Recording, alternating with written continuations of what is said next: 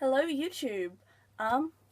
Yeah, I know, I missed last week because I was away, as I said 2 weeks ago, and I had an absolutely amazing time at the University of Sussex, and it kind of confirmed that this is the uni I really want to go to, because not only is the course exactly what I'm looking for, because the biochemistry course is phenomenal, and it's so broad that you can pick, and some of the stuff, and because of the research that they're doing, I can get it to what I really want.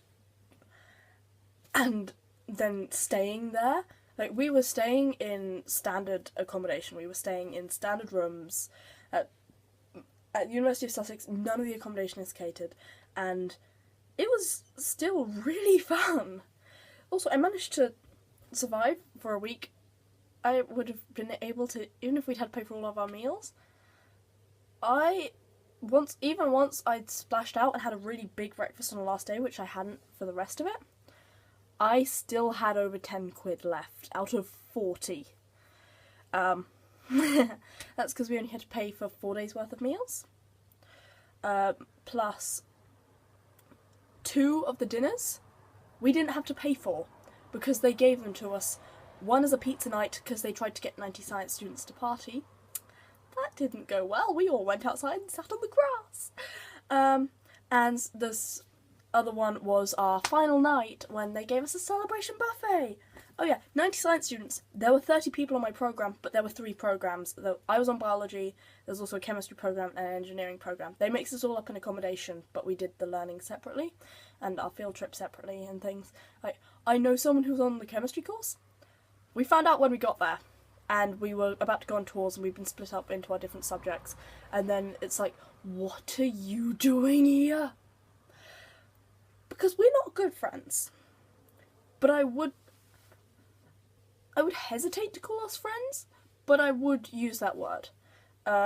It's a little odd. I'm close. I know him better than his girlfriend, but I'm closer to his girlfriend than I am to him. If that makes sense. I've known him longer. It's really weird, because she's actually a friend. Yeah, he's my old PE buddy. Anyway, yeah, and then last Friday, one of my friends wrote a musical, and it was on last Friday, and it was phenomenal. But I got messaged at 11 the night before, so the musical was on Friday. I got back Thursday afternoon, about 3 o'clock. And then at 11 that night, just as I was about to go to bed, I got messaged by one of my friends who was in the musical. Because I'm the only person they know who even remotely speaks German. I am by no means fluent, but if you stuck me in Germany, I could not die, basically. I have enough German to survive. That's it. Yeah. Not die through lack of communication, anyway.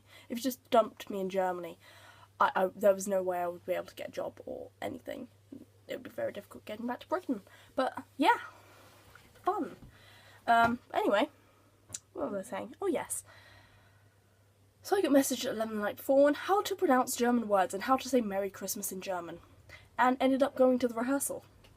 That was fun. So many things went wrong the next morning. It took us way too long because the friend who messaged me is one of my friends who gets on my bus. So that was fun because the rehearsal was taking place sort of on a village on the edge of the town where I go to school. Anyway. Yeah. Also, sorry, I just realised my camera's at a funny angle. There we go. By camera, I mean iPad, because I still don't have a camera. Because I still don't have a job. Because, yeah. I've got a potential job offer. They just decided to delay actually giving anyone the job until September. So I'm hoping to hear back from them in the next month again. Until then, I'm going to be applying to other places. But I really want that job because it was working on Saturday at a shop, and I like shops. I don't want to work at Tesco's. Tesco's or the pub are my only options. And this is this lovely little art shop with a really nice man. They do really amazing pens. Also, I'm really starting to get back into doing watercolour sketches and things, like for birthday cards and then editing pillow. Also, can you see my new wall art? Because I cleaned my room. I had this massive tip down the side of my bed. entirely clear. There is nothing on the floor. Under my desk, I couldn't get my chair under my desk. It's clear. I can see the wall. I can see the wall. I pulled everything out and hoovered. And I've been tidying my... I have drawers, ow. One of them is out. I have drawers there.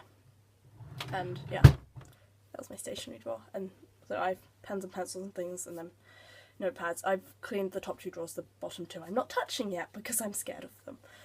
But the top 2 I've gone through and they look amazing. Also, I haven't bothered to take that down because I was filming and I'm just lazy.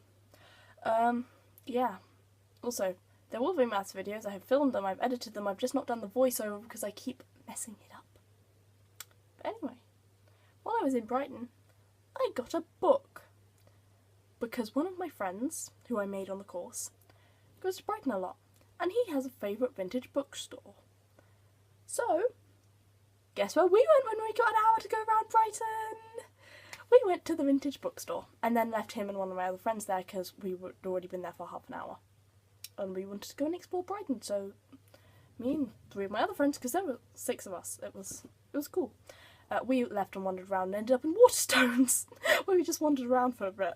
And then left and then went straight back to where we were meeting up. Yeah, no. But I'll go get that book now. Bye.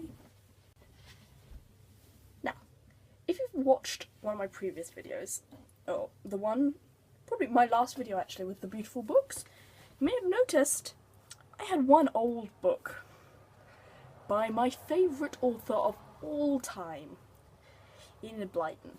So when going to a vintage bookstore, guess what I got? I got Enid Blyton. It's The Secret Seven. Neither The Secret Seven nor The Adventures one. There's the other book. That's my favourite. My favourite is The Famous Five. I just love them. That's how I got into Enid Blyton, but Noddy and other kids' stories. This, I paid £2.50 for this, which is half the price I paid for the other one. And it's really cool, because this was printed in 1957. It has the original owner's name. It's owned by Christine Archibald. And it was originally priced at 6 shillings, which is on the dust jacket. Look at those leaves. It's beautiful. But the real beauty comes from, you can sort of see it at the bottom. I have to take this off carefully because it's old. But look at that. I put it on my Instagram, but look at that. It's the 2 different shades of blue, and you've got all the people. I haven't read Secret Seven in so long. Because it's not my favourite. I don't think I've actually read all the Secret Sevens. No, I definitely have, because after I finished Famous Five, I read all the Secret Sevens. Yeah. And it's just so pretty, and it continues on the back. And it's 2 shades of blue. I don't know if you can tell, but it's dark blue and light blue. And it's really pretty. And it's pretty much undamaged. There are no torn pages. It's a little mottled on the side, but that's to be expected. Yeah. I was really excited. And then I realised, because I was going through my bookshelves, there's a lot of books I actually don't like, and I haven't read. So, I have a stack of, it was 17 books, but I finished one before the summer holidays actually started. So 16 books. I've read 2 of them. One of them I started because it was a book my mum gave me. And I did not like it. Not one bit. It was part of a series, and it was one of the later books in the series, and in the first 50 pages it went on so many monologues and off on so many tangents. Not only is it not a style I appreciate anyway, because it's just lots of words about nothing, but when it was about something, it was referencing stuff that had already happened, but so vaguely you had to have already read the books, and I haven't.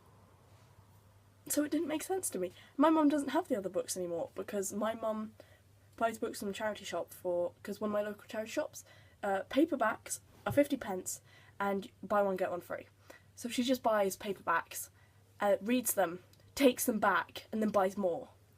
And it's a really cool way to do it. I struggle because I love my books too much, but I have some that once I've read I will be getting rid of. But there are some that I will never get rid of. Like this beauty. And every other Enid Blyton I own. Yeah. Also, by rearranging it, I managed to get all 3 of my Bibles on the shelf instead of one awkwardly perched on top of the other 2. So I have 3 Bibles. It's an issue. Yeah. Just for the record, I didn't buy any of the Bibles. I just have 3. And they're not my family's. My family has their own Bibles. I just happen to have 3 of my own. Yay! Anyway. Yeah. I realised I have a lot of books. But I managed to give away 6 the other day, which is unprecedented for me. I still have 700. But still, I gave away 6. It's progress. There were 6 kids' books that I liked at the time, but never got massively into. They were Heartland. I don't even know who the author is. I don't really care who the author is. But then I was watching booktube videos, and one of the booktubers, I can't remember which one it was because I watched several, mentioned how they always want to look under the dust jackets of hardcovers. And I realised I have lots of hardcovers I've never looked under the dust jackets of. So I got this really pretty book I can see it from here. It's on the far end of the shelf that's at my eye level when I'm sitting down of my biggest bookshelf, which is a big bookshelf, not tall necessarily. I'm taller than it, but it's very wide. And I looked up, and I know it has these beautiful illustrations. The hardcover under it is just dark green with these little gold. It has a gold horse on the front. I'll get it. But the dust jacket is really beautiful. And in the hardcover, it's actually quite pretty because it's got the gold horse and on the side. It's about, it's really complicated. Please just look it up. And it has all these beautiful illustrations in it, like that's one right at the end, a little foal. There's other ones all through it, like there's that one, that's one of my favourites. Yeah, and I realised looking at it, the illustrator is Brian Selznick. I keep seeing his name on books, and I really want to read those books, but I keep seeing them in bookshops, and I don't have any money, because I still don't have a job. Anyway. And I already own a book that's been illustrated by him. I didn't know he did illustrations. I thought that he got someone else to do the beautiful illustrations in his books, but no, he does them. That's really cool. A book that's illustrated by an author I want to read. Also, it's an amazing book. Pam Ryan. Yeah. Writing Freedom by Pam Ryan. Check it out. Read it. It's beautiful. Unless you don't like women who dress up as men and vote. She didn't dress up as a man to vote, she dressed up as a man so that she would get equal rights and treated like a man, would be able to get a job and sustain herself without a husband. Fun. Yeah. And she ended up voting. She was registered to vote as a man and was told she could vote, and then went, oh, okay, I'll vote. And just ended up voting. And it was really cool. And I love this book. I've only read it once or twice. But I want to read it again now. And I need to send pictures of it to my friend. Because she wants to read it too. I'll send you those soon, Seismic. But anyway, yeah, this is very long, but oh well. Oh, no, not buy. Because I think I mentioned, I can't remember if I mentioned, because we filmed in May. I went onto my friend Siri's channel, OUATDW, and I filmed a crossover video with her where we did a review of a load of TV shows we watched. So it was Agents of S.H.I.E.L.D., Agent Carter, Arrow, DC's Legends of Tomorrow, The Flash, and Supergirl. And we just did a review of the latest seasons of those for the 15-16 TV season. And yeah, it's 45 minutes long, but if you want to watch the Siri and Sam show, I'd recommend watching it. It's actually, I think it's fun, but it's 46 minutes long. We filmed for almost an hour and a half. Like, at the end, she said something about, it's blinking at it, it's not supposed to do that. That's because it had told us it had an hour and 4 minutes space, and then ended up filming for an hour and a half. And it died before we could switch it off. But it died at the perfect moment, because it's right after it ends. And it's beautiful. But anyway, that's enough, because this is 15 minutes long. Bye!